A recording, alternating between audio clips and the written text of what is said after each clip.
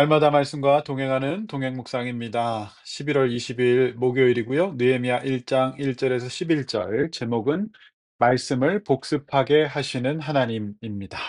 어제까지 학개서 묵상이 끝나고 다시 느헤미야서 묵상 시작됩니다. 매일 성경에 본문 배열이 기가 막힙니다. 우리가 주일마다 보고 있는 느헤미야서를 다시 복습하게 되었습니다. 한국에 여러 큐티 책들이 있지만은 매일 성경은 발행 부수 역사 정통성을 따졌을 때 신뢰할 만한 부동의 1위죠. 많은 한국 교회가 사용하고 있습니다. 매일 성경은 8년에 걸쳐서 구약 한 번, 신약 두 번을 묵상하는 읽기 스케줄을 제공하는데요. 제가 성서연연 간사를 했었기 때문에 누구보다도 잘 압니다. 다른 책들은 이런 규칙적인 배열이 없이 그때그때 하는 반면에 매일 성경은 규칙적이죠. 오랫동안 제가 이 책을 사용했지만 신뢰할 만하고 또 해설도 건강한 편이고요. 또 이런 경우 경험상 영적인 유익이 다 있었습니다. 말씀을 다시 복습하게 하신 하나님의 뜻에 순종합시다. 무엇보다도 이 본문을 가지고 자세히 설교한 목사의 입장에서 다시 제가 이 말씀을 묵상할 때 그래도 역시 은혜롭더군요. 하나님 말씀은 질리지 않습니다. 복습하게 하시는 하나님께 순종함으로 오늘 이 시간에 함께 말씀을 보고 은혜 받으시기를 바랍니다. 자, 이제 본론입니다. 첫 번째, 하나님께서 보내신 사람 하나니와 느헤미야의 영적인 감수성을 볼 수가 있습니다. 1절에서 7절까지인데요. 1절, 느헤미야는 지금 수산궁에 있습니다. 왕의 별장인데요. 그는 성공한 사람이었고 아무런 현실의 불편과 어려움이 없는 술 맡은 관원장, 지금으로 치면은 고위공무원 국무총리급이었습니다.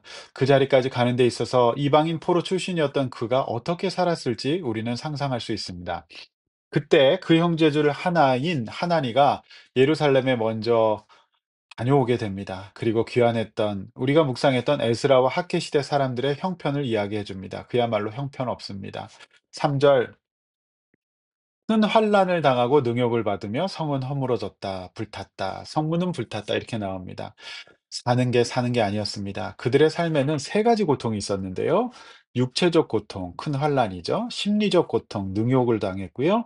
사람의 가장 근본적인 욕구, 이제 환경적인 것까지 다 무너져 있던 최악의 상태였습니다.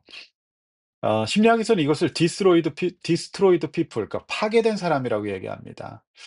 몸도 마음도 환경도 좋지 않은 거죠. 그러나 이 소식을 듣고 4절에서 느헤미야는 그 좋은 환경 가운데서 울고 수일 동안 슬퍼하며 하늘의 하나님 앞에 금식하며 기도합니다. 신앙이 좋다는 것은 무엇일까요? 성경 공부하고 과목을 이수하고 코스를 수료해서 직분을 받고 잘 먹고 잘 사는 것일까요? 아닙니다. 다른 사람들의 고통과 아픔에 민감하게 반응하고 아파할 수 있는 영적인 감수성을 가진 사람, 그 사람이 신앙인입니다.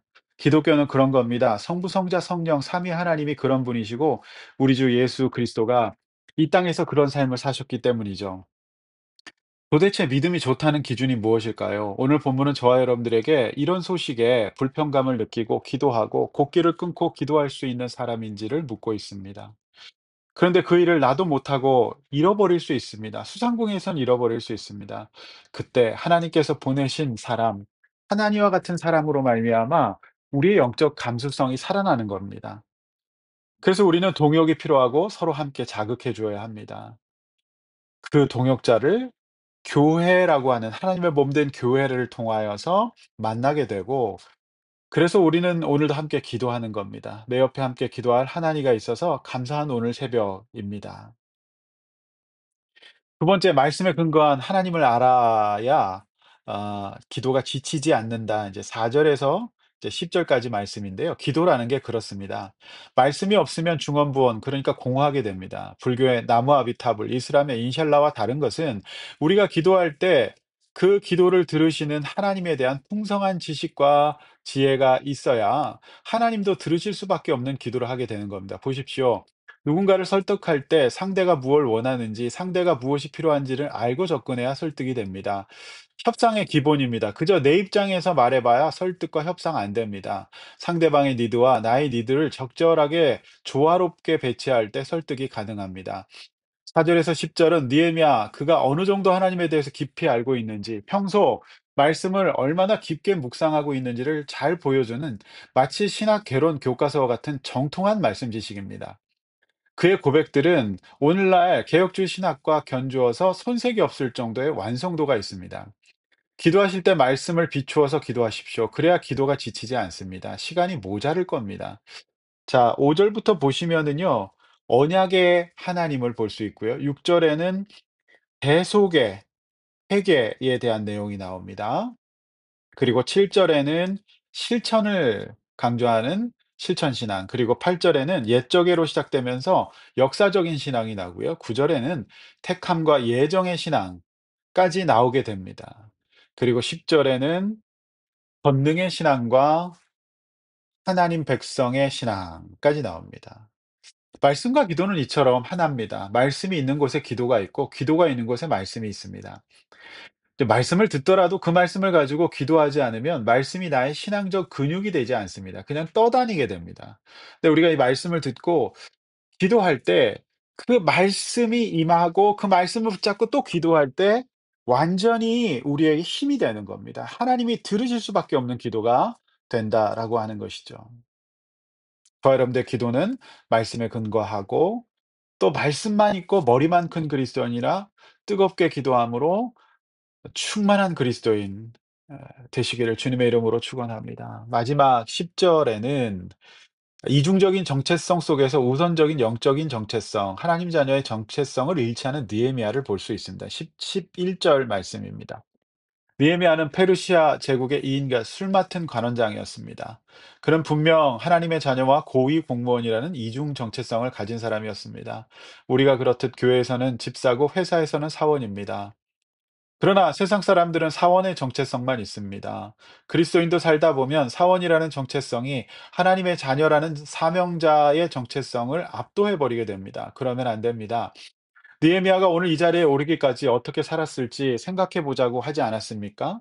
그는 그 누구보다도 열심히 했을 겁니다. 가장 먼저 출근해서 가장 늦게 퇴근하고 주어진 일들에 집중했을 겁니다. 남들이 하지 않으려고 하는 일들, 굳은 일들, 알아주지 않은 일들을 하나님 앞에서 최선 다했을 겁니다. 그러니까 승진할 수밖에요. 그 열심히에 느헤미야는 언제나 반드시 그랬을 겁니다. 주일을 성수하고 매일 새벽 기도하고 모든 공예배 즉 절기를 지키며 그가 쓰시고자 할 때 하나님 쓰시고자 할 때 과감히 하나님 나라의 일의 우선순위를 놓을 수 있는 그 영적인 정체성을 잃지 않았던 겁니다. 소위 그렇습니다. "그 주일날 일해야 되지 않느냐?" 그렇지 않습니다. 그거는 앞으로 벌어서 뒤로 잃는 거거든요. 하나님 앞에서 그는 최선을 다하며 살았지만 영적인 정체성을 잃지 않았던 것입니다. 그러면 안 됩니다. 느헤미야가 오늘 이 자리에 이르기까지 어떻게 살았을까요? 그래서 그가 정체성을 잃지 않고 은혜를 간구했을 때 어떤 도움을 받게 되냐면 이런 고백을 합니다. "오늘 종이 형통하여서 사람들 앞에서 은혜를 입었다."라는 말을 하지 않습니까? 그래서 "내가 왕의 술 맡은 관원이 된 것이다." 이런 고백합니다. 그가 하나님의 자녀로서 하나님 나라와 다른 형제들의 구원의 일에 쓰임 받는다는 이제 아버지와 아들과 성령의 이름으로 세례를 주고 말씀을 가르쳐 지키게 하라는 신약의 대위임 명령이잖아요. 이것을 지키는 신앙인의 모습을 갖고 있었습니다. 그의 성공은 성공 자체가 목적이 아니었습니다. 하나님 앞에서 쓰임 받아야 할 때 잘 쓰임 받을 수 있는 능력으로서 도구로서 그는 그 땅의 직업들을 갖고 있었던 것이죠. 이게 이중 정체성의 핵심인 것입니다. 그래서 그가 그렇게 높은 자리에 올라가게 된 것도 하나님 앞에서 누군가 나를 도왔고 은혜를 입었고 하나님이 형통하게 하셨다. 이런 말을 하고 있는 것이죠. 여러분을 형통케 하시고 누군가에게 은혜를 있게 하셔서 승진하게 하시고 사업이 잘 되게 하시고 자녀를 잘 되게 하신 이유가 무엇일까요? 과연 여러분과 여러분의 가족들이 무병장수하며 이 땅에서 잘 먹고 잘 살다가 가기 위함일만일까요? 아닙니다. 세상 사람들도 승진합니다. 그러나 승진해서 인생을 망친 사람이 있는가 하면 느헤미야처럼 승진해서 성경의 한 책으로 기록이 되고 찬란하게 쓰임 받는 사람도 있다는 것입니다. 저는 오늘 우리 용인 동행교회 모든 성도님들이 이런 제2의 느헤미야가 되시기를 주님의 이름으로 간절히 축원합니다. 기도하겠습니다. 하나님 아버지, 우리가 열심히 살아야 합니다. 최선 다해 살지만 우리 영체성을 영적인 정체성을 압도하지 않게 하여 주시고 언제나 하나님 앞에 우선순위 지켜서 결정적인 순간에 곤란당하지 않고 하나님 앞에 쓰임 받는 귀한 백성들 되게 하여 주시옵소서. 이번 한 주간도 말씀과 기도로 시작하게 하시고 깨어서 영적인 감수성을 가지고 하나님 앞에 승리하고 행복한 인생, 평강한 인생 살 수 있도록 도와주십시오. 예수님의 이름으로 기도하옵나이다. 아멘.